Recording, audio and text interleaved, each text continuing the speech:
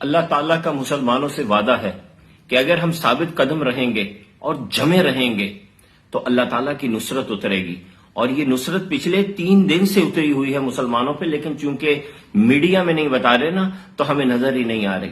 3.5 لاکھ فوج اسرائیل کی فلسطین کے غزہ کے بارڈر کے اوپر جمع ہوئی ہے اور آگے نہیں بڑھ پا رہی. آپ کو پتا ہے کیوں؟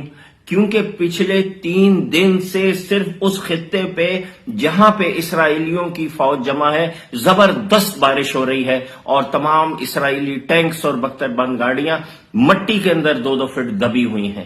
یہ ہوتا ہے اللہ تعالیٰ کا معجزہ جب ہم مسلمان ثابت قدم رہتے ہیں. اور دوسری سنیے، اب بارش اگر ختم ہو رہی ہے نا تو وہ ساری مغربی دنیا جہاں سے اسرائیل کو مدد کی توقع تھی وہاں پہ اتنے بڑے بڑے مظاہرے ہو رہے ہیں، لندن میں، فرانس میں، کہ انہوں نے اتنے بڑے مظاہرے اپنی پوری تاریخ میں نہیں دیکھے تھے.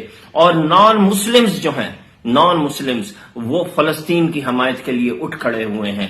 ہمیں معجزوں پہ یقین کرنا ہے، ہمیں اپنا عقیدہ مضبوط کرنا ہے، اور فرشتے اب بھی ویسے ہی اتریں گے جیسے بدر میں اترے تھے. فضائے بدر پیدا کر، فرشتے تیری نصرت کو اتر سکتے ہیں گردوں سے، قطار اندر قطار ربی.